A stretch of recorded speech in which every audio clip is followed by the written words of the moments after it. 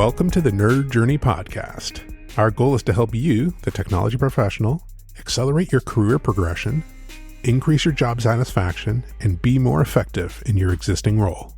We want to bring listeners like you the career advice we wish we'd been given earlier in our careers.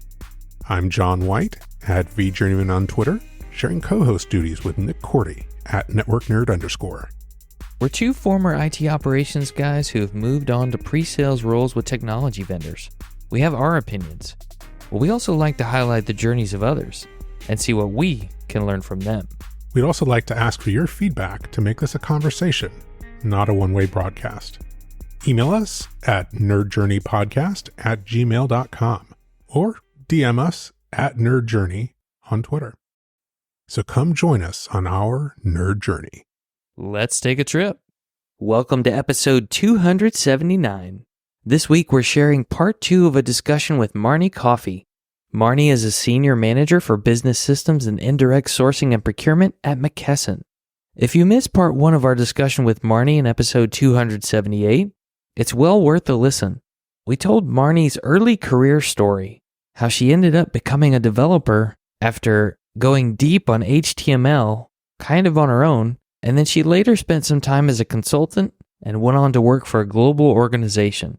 But in that discussion, Marni shares with us how she figured out her greatest skill is empathy. This week in part 2 of our discussion, we'll talk about change management. What is that like at a global organization, and what are some of the consideration points that we can learn from it? How can the people leader improve employee experience through career development of their employees? It's a great question that John asked that I think you'll enjoy hearing the answer to. And then, to start off this part 2 of our discussion, Marni's going to share her progression story from individual contributor to technical lead. At times you'll hear us use the term technical lead and team lead interchangeably, but we're meaning the same thing. What are the differences in the responsibilities of the normal individual contributor or member of the team and the technical lead or team lead?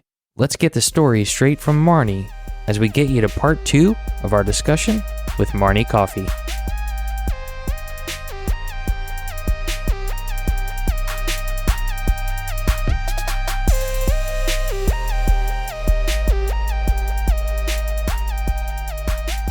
You eventually took a tech lead type role. I did. Can you describe for us what the difference is for the technologist who's just an individual contributor and then decides to take on this tech lead role or title? What should they expect if they're going to do that? You know, is that a separate job? Is it just a title with extra responsibilities? How would you describe it? It's a leap. So moving from individual contributor to technical lead is the hardest leap I ever took. And the reason is I was very good at my job. As an individual contributor, I'm a rock star. I can get it done, right? I learn how to do it and I don't stop until it's done. And I deliver very good solutions. Becoming a lead, you now have a team and they all have individual tasks that they're going to contribute to. And you will have some of your own tasks, but mostly you're kind of going around and making sure everybody can do what they do. Now, if they are not doing it as fast as you could, and they say, hey, could you take a look at this? And you come back to them in 2 hours and say, I just did it. Here you go. Here's your next assignment. You have not done what you're supposed to do as a technical lead. You are supposed to enable them to do the job. And if that means that you peer review it and you say, oh, I see how you did this. Have you thought about maybe looking at it from this angle and doing it this way? Do you think that would work? And get their feedback and then let them go and try to do that. And if they need help, you can help them along, but you don't just take the task and do it. And too many technical leads do it, right? They're like, we've got a deadline. I'm just going to do it. That is not what the people on your team want you to do. They don't want you to take their tasks. You may think that you're doing them a favor. You are not. You should be developing them. If you're a technical lead, a team lead, you know how to do it, probably better than anyone on your team. That's how you got that job. But don't do it. Just help them get better at doing it. That's your new job. Your new job is developing them, making sure that they can get it done. Now, you do have to make your deadlines. And to that, I would say sometimes people are in the wrong role. Sometimes people are in the data role when they really should be in the presentation tier role. You have to recognize when people are struggling or they're just really not connecting with the work, they're not enjoying it, and put them in the right role. As a technical lead, that was the hardest thing. The hardest thing is not doing it for them. It is teaching them to do it. So in the technical lead, you're not really the direct manager with authority and role power, but you're sort of this, I won't say taskmaster because that sounds bad, but it sounds like you're managing the task workload for the entire team and making sure they hit big deadlines. It is, and you're also taking off of them having to talk to the stakeholders.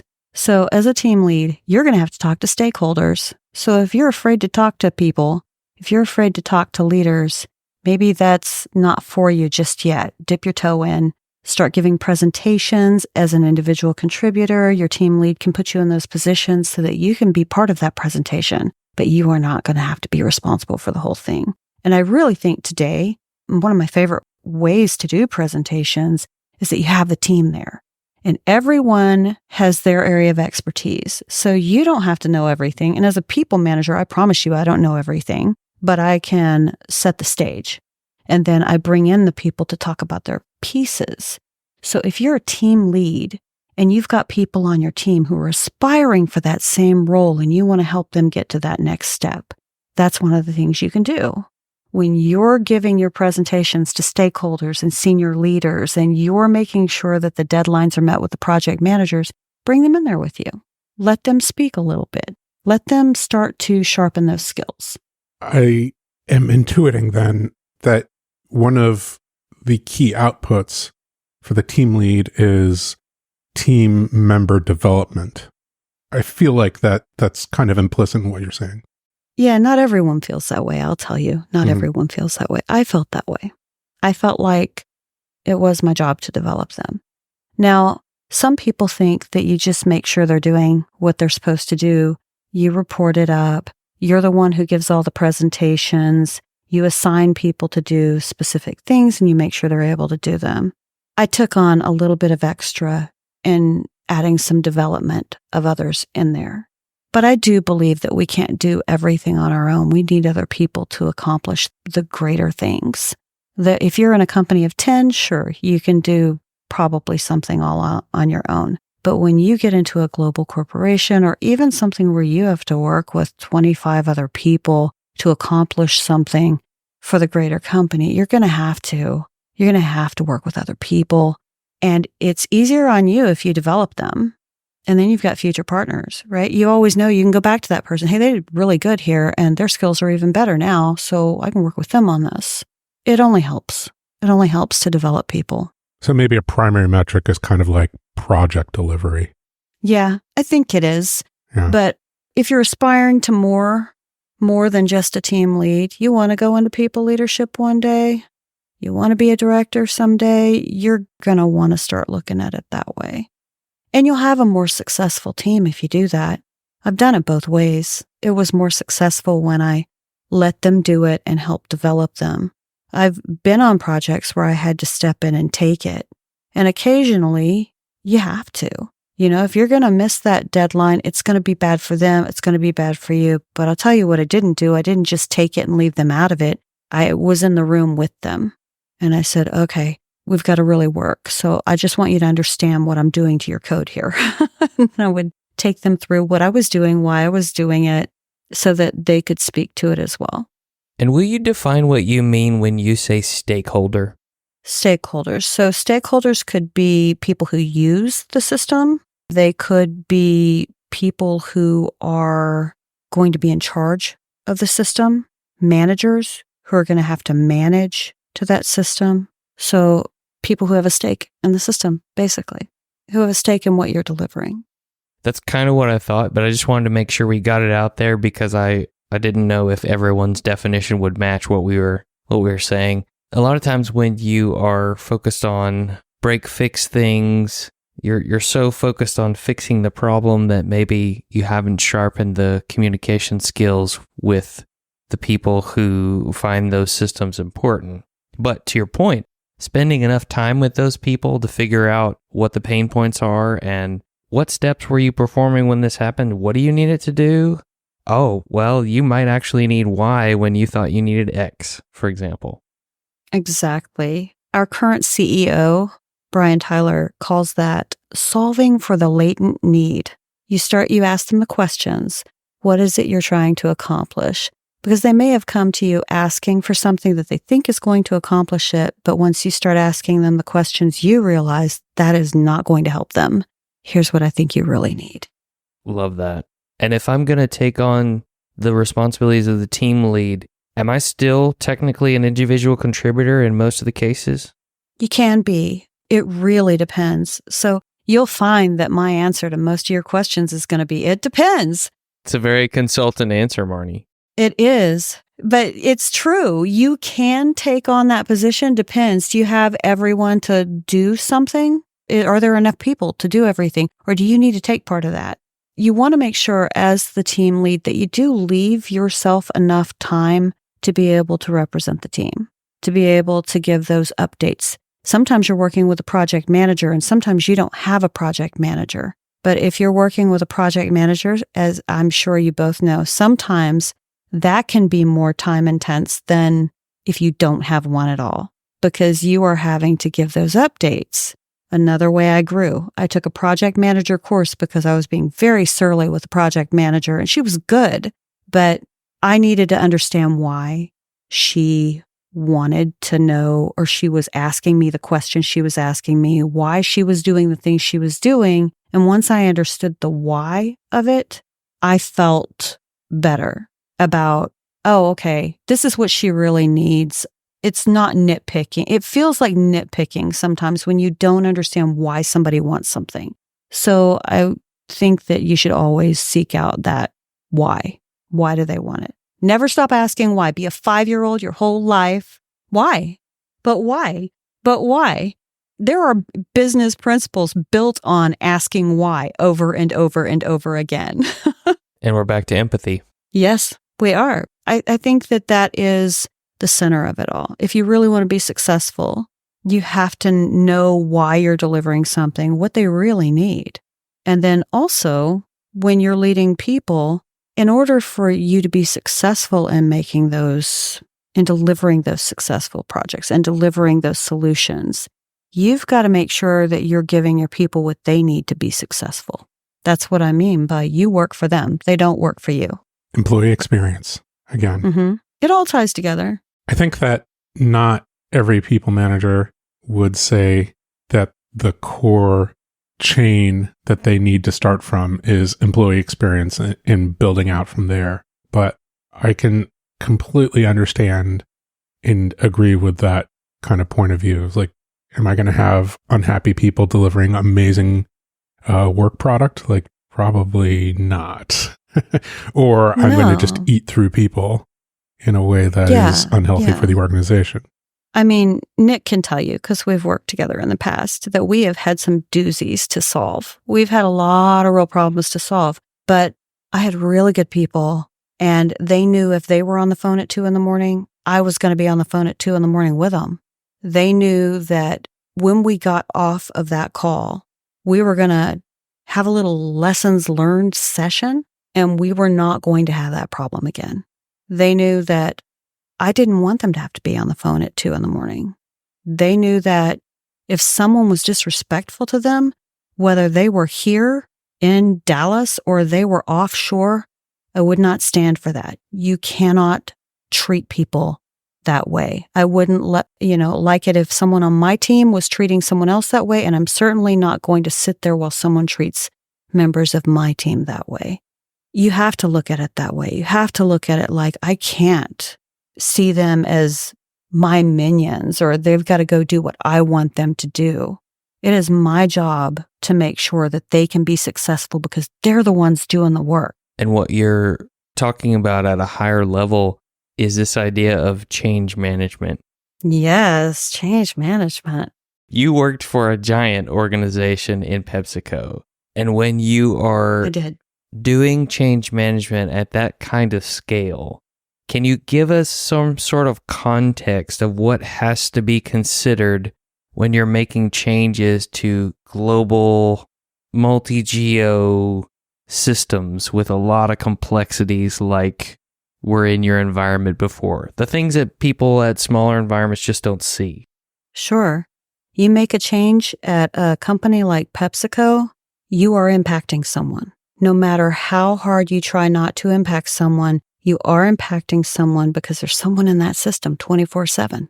So you've got to make sure that you let them know when the downtime is for that system, if there's going to be downtime, or what the change is going to be, when it's going to be, what they might see while you're making that change.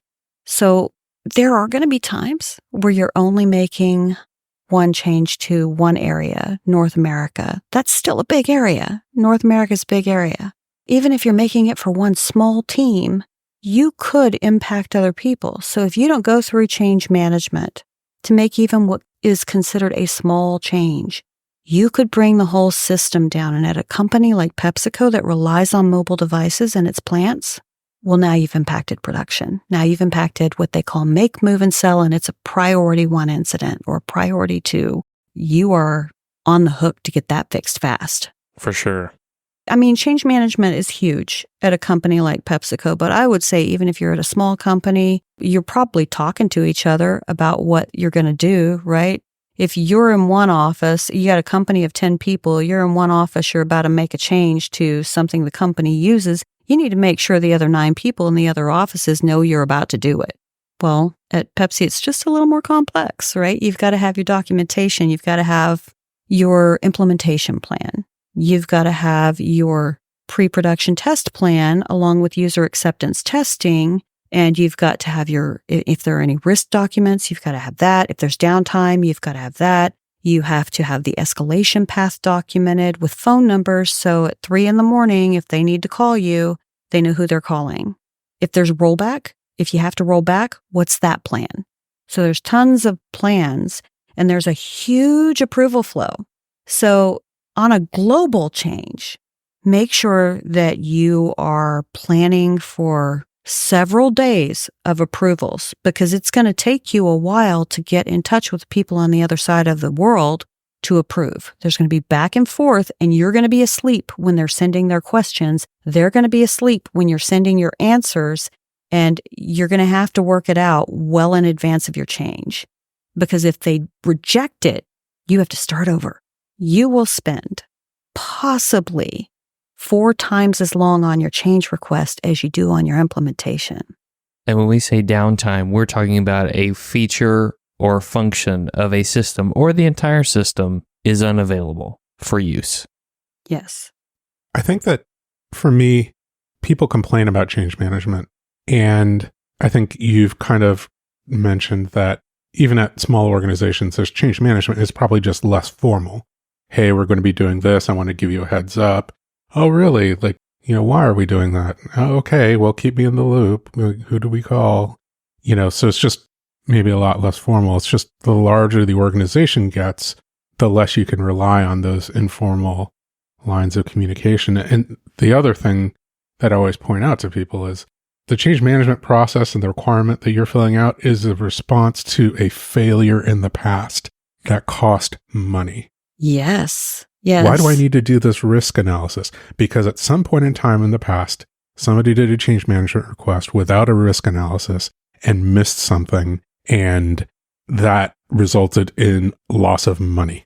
Exactly. And you're going to find, even if it wasn't your area that had the failure, you're going to be impacted by it because that change process is going to have to change and evolve now. I think a good change management process really leads somebody down the path of thinking about things that they should have thought about but didn't.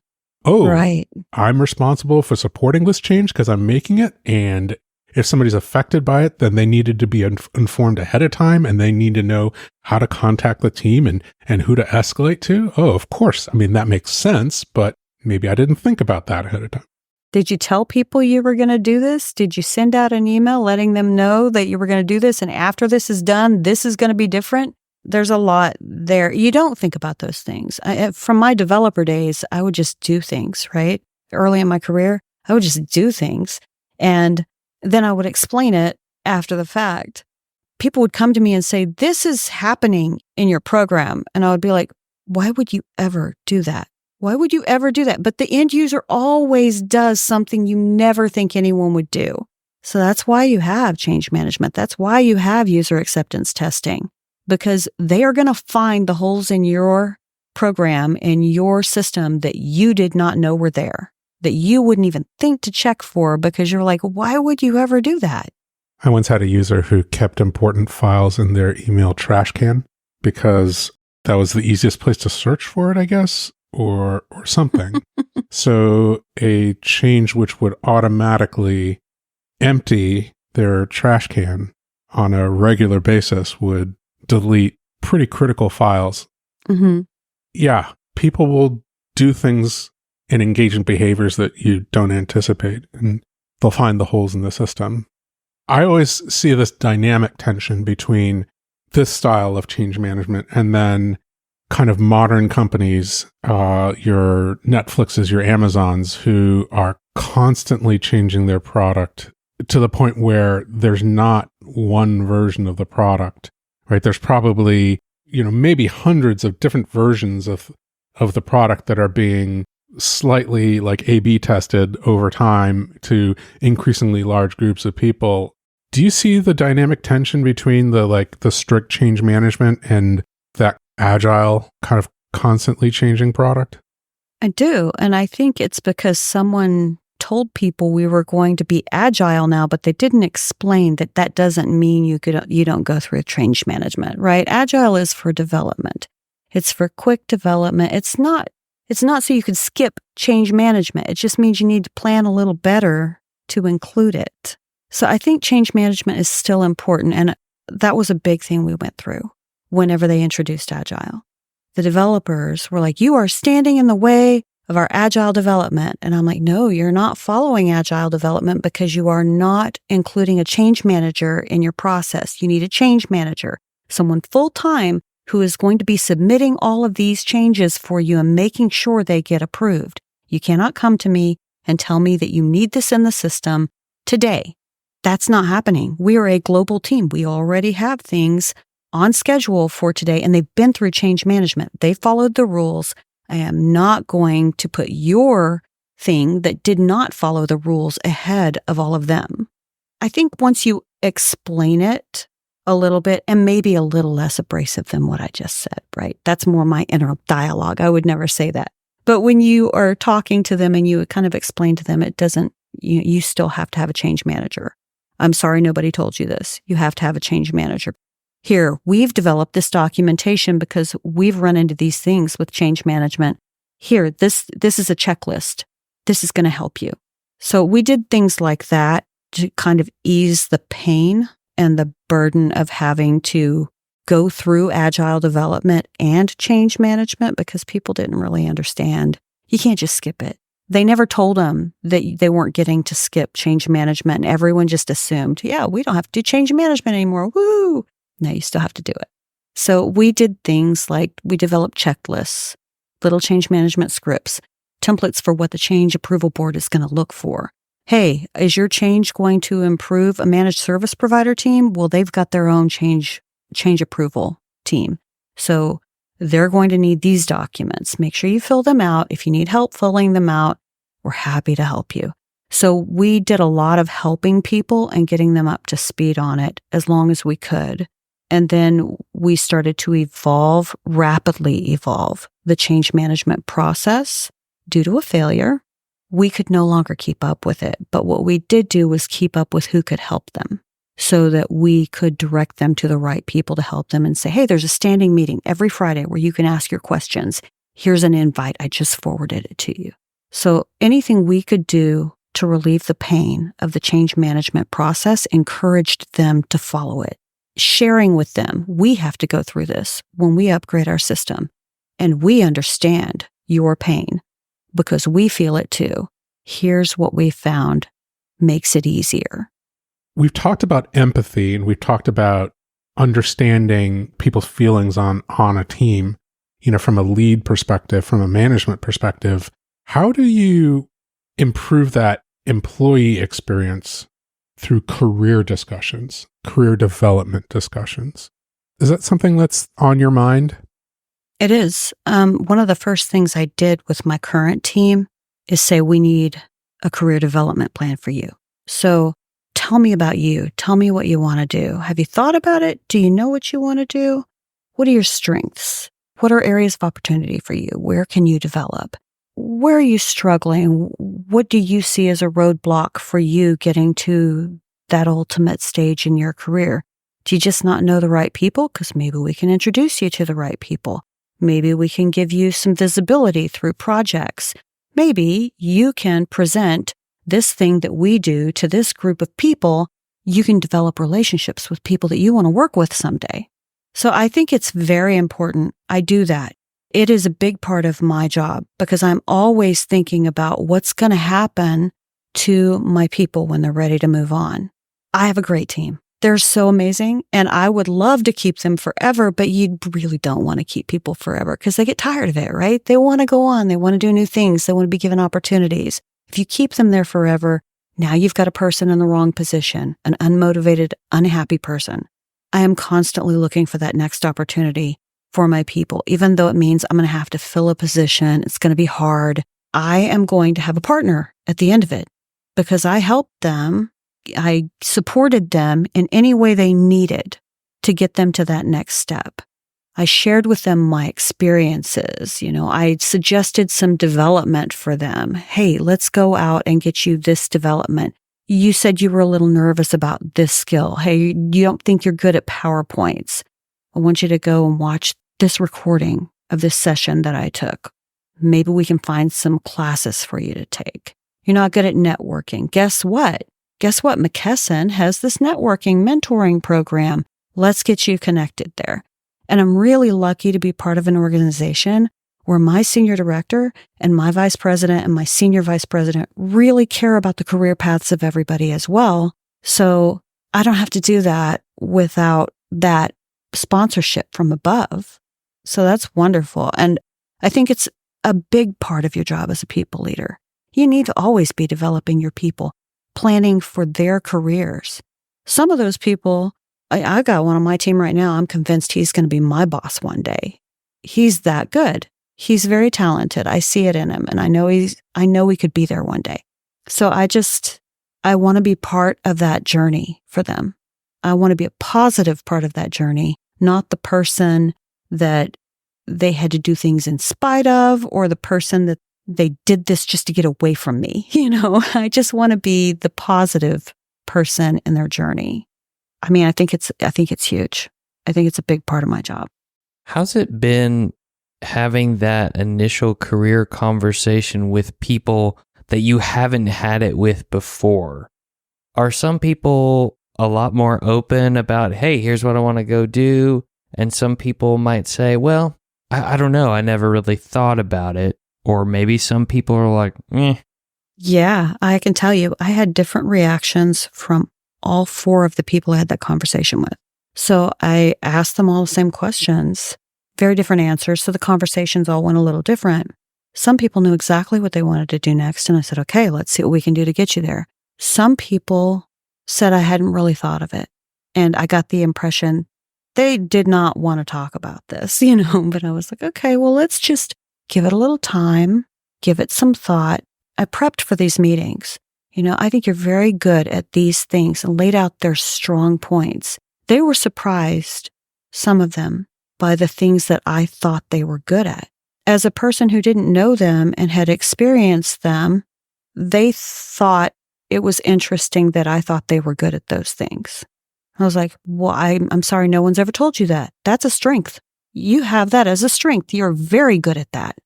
I have a person who told me she was the quiet person on our team. And we had a talk, and I said, you're very good at presentations. You're so good at them that I don't want to follow you when you do a presentation. And then I put her in the room with our leaders, And she went first because I thought she was so nervous, and she delivered a knockout presentation, said she was inspired. And another person on my team, I could tell that he felt like maybe it wasn't going to be productive to have that conversation with me. What could I really do anyway? Or that's really my business, not yours. But I think over time, they realized that I am the person I said I was. I really am that person. I really do care about them.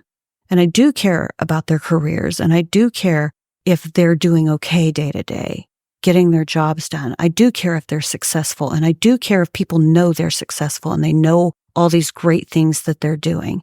And over time, and I'll admit I thought it would take longer, I have developed a bond with my new team. I haven't even been there a year, but I feel like we are a team. We're a really good, strong, cohesive team. And now they are all actively engaged in their development plans. They see that there are people in their corner that want to help them get there. They take those steps. They're engaging. And it's exciting to see someone wake up like that. Not like they were really sleeping, but they were doing their jobs. They were just heads down, doing their jobs, not thinking about themselves. And it's important to think about yourself. It's important to think about your career development. No company gets better if you stay exactly where you are. You have to move on and be successful and do great things and keep doing better things and getting better than that for the company to be successful. So if I'm having a career one-on-one with my boss, it sounds like I should expect to have some homework for me and some homework for my boss. Does that sound about right? Absolutely. Yeah, it's a partnership. It is. This is not a hierarchy with my team. I don't see it that way. It is a partnership. I have things to do for them, but they have things they need to do for themselves too. In the middle of all of that, we have deliverables that we've got to get done. But those deliverables, that's how you get that recognition. You do a great job on that so that I can go and talk you up and that other people can see all the great things that you've done. And it's not so much the deliverable, because I think a lot of people meet their deliverables. It's how did you meet that deliverable? How did you do it? Leadership skills, very important at McKesson. Very important at McKesson. They want everyone to be a leader. And we have this mentality around taking charge and facilitating change and having an enterprise mindset. We've got these winning mindsets that we, want to incorporate daily. And I try to encourage that with my team. I think it's important also that they understand it's up to them. I empower to lead and lead by example, but they have to seize that empowerment. They have to take control and do what they're going to do. And they can all do it. You just have to empower them to do it. They have to believe it, and then they have to go act on it. If I were to give you feedback, it's not just empathy that you seem to be embodying, it's also authenticity, which I think that you have talked about as well, right? This is actually me. I think it's the joining of those two things that I find very powerful. Can you talk a little bit about your decision to join McKesson?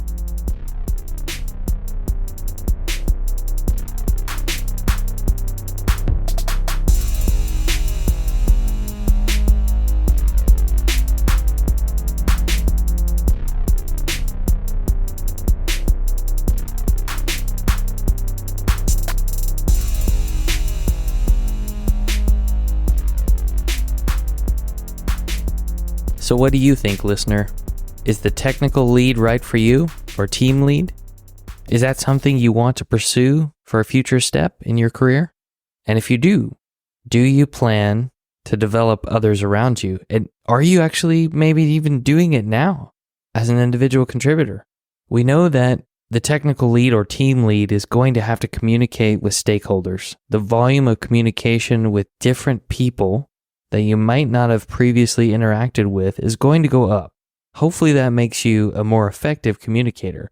But there's another benefit to this that falls in line with what Marni was saying about each person on her team having a career development plan.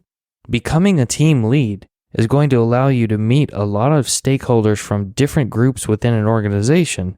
That could allow you to learn a lot more about different areas, different jobs within the company, perhaps a different group that you would like to work with someday. That might help you to make some of those connections by becoming a team lead. I liked what Marni said regarding meeting your deliverables. It's more about the how. So managers or people leaders, they have deliverables.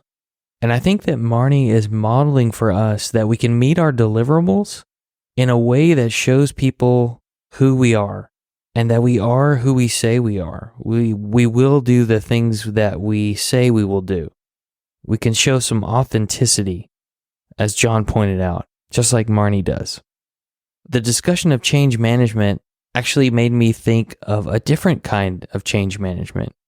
Change management focused on the career, because I think that people leaders consistently have to do change management. And I don't mean change to systems. I mean change to careers of the people on the team, or let's just say the manager should do change management.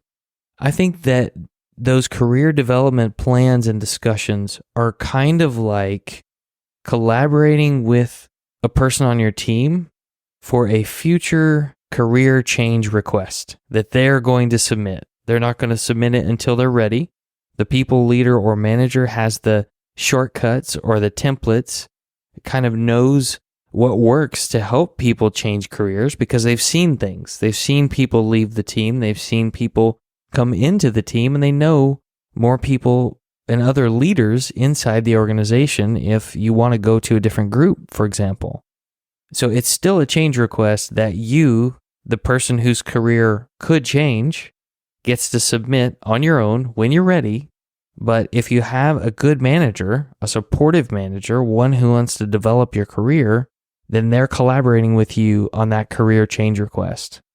Next week, you'll get to hear a little bit more about the how and why behind Marni joining McKesson as our trilogy of discussions with her concludes. We'll see you then. Farewell, listeners. Tune in next time as the journey continues. I'm John White at BJourneyman, for Nick Cordy at NetworkNerd_, signing off. Adios.